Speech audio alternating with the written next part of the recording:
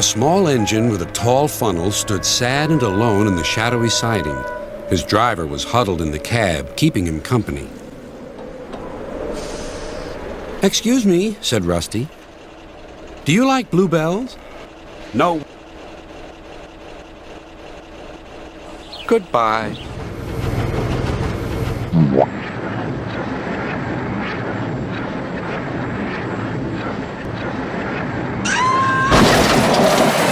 You know, the last time we talked about a Dapol... Jesus Christ, that was hard. All right, there's nothing in the box, so it kind of worked out this time. But, like, do as I say, not what I do. Please, that was not smart. All right, as I was saying, the last time we did a Dapol anything, I can't say I was the biggest fan of it. I believe that was the Dapol B4, which I used to make my 0-30 Duncan, and it was not the best chassis. Kind of died on me.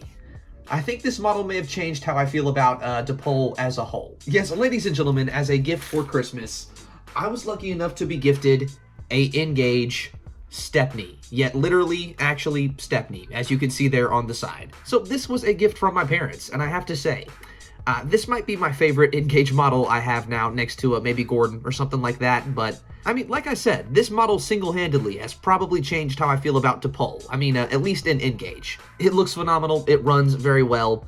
As you can see there, it's very easily customizable, since it already has that TV series scared face there on the front. It's also very tight. Look at this thing next to Thomas. That's nuts. I mean, I guess it's accurate, but like that's still crazy to me. Wow. Look at that, he's tiny. He's absolutely micro. What the fuck? So before anything, as always, let's start with this box, which I promise we're not going to spend too long on. It just kind of says Dapol there at the front. You can see the window where Stepney would be visible. It says authentic scale model there at the bottom. And the side tells you what the model is. The back is a bunch of boring copyright information and, you know, stuff you don't really care about, I assume. Let's talk about the model itself, because this thing, again, is probably one of the more detailed models I've ever seen, and that's probably why I like it so much. This thing has so much, from steam pipes to handrails. Quite a bit more than the average, you know, Pachman-Thomas model, which would probably have all this detail molded if it even had it at all. It also does not like to stay focused on the camera, since there's so much for the camera to pick up on, as you can see there. Now, if I had one criticism, it's that depending on the lighting this thing's in, the wheels sometimes appear to be a bit of a different color.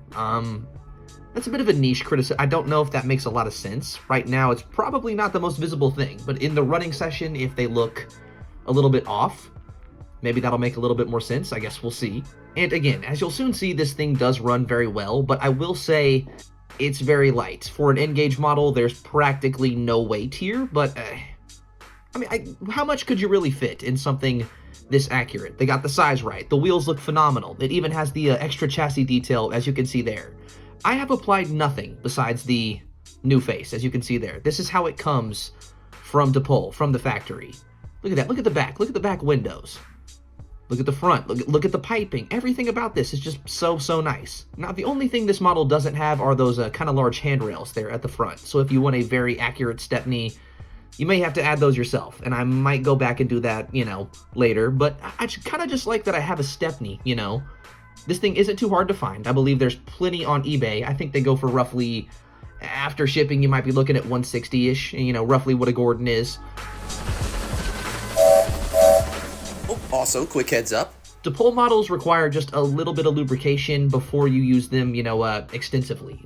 They kind of have a little bit of a paper slip inside of the box that tells that to you. I don't quite have that on hand, but if you do plan on getting one of these, remember, just put a little bit of grease there in that chassis, and it will save you a lot of headache later. You know, again, besides that weight, which I feel like I can fix pretty easily, you know, maybe with just some simple modification, there's really not a lot to criticize here. This model is phenomenal. I'm so surprised at the amount of detail they managed to throw on such a small engine. If you want a Engage Stepney to go into your Thomas collection, boom, this is just a Rexecution face that I 3D printed and threw on the front of the Terrier. And if you want like a TV series Stepney, this is not really, I mean, I can't really recommend this model because it's so detailed, and TV series Stepney is not detailed. This thing is kind of, you know, made to look like the actual real-life Stepney, and maybe fits a bit more into railway series modeling if you want to be, I guess, so specific. Personally, I don't really care that much. I kind of just want a Stepney next to my Thomas, and it looks phenomenal. It runs phenomenal too, and I think I've said that like, what, 8 times now? I think it's about time I just go show you. There's really not a lot to say here. It's just a perfect little N-Gage model. Oh, also this thing works on very, very compact curbs. As you probably have seen in my recent N-Gage videos.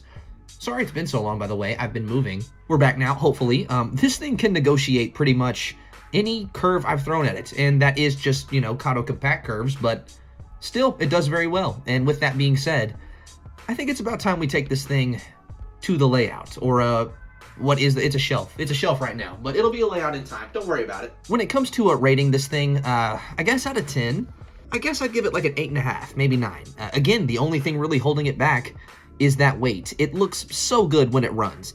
Again, really doesn't have a lot to critique. I guess the chassis and the wheels looking just a little bit off sometimes, but I don't know if that's even showing up in this video. It is super easy to customize, and throwing that face on was very, very easy. I want to say this completely changed my opinion on Dapol. I will absolutely be getting some more N-Gage steam locomotives from them. This is probably one of my favorite Christmas presents I've gotten in a very long time. I mean, have I even talked about the roof yet? Look at that. Look at the molding on this thing. Even the coal looks pretty good.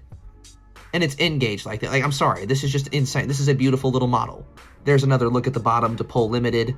Oh, and did I mention you don't really need to give this thing like a flat clear coat like I do with the Bachmann-Thomas models to preserve their lining when I'm handling them. These are in there well. Like, this is very, very good decaling, so you shouldn't really have to worry about that. Again, this is just a very, very good N-Gage model that I could recommend for anyone, for any layout. And with all that being said, ladies and gentlemen, I think it's about time we take this little guy, and I mean, look, here he is next to a 6-wheeled tanker. He's micro. Let's take him to the layout. It's about time. Let's go.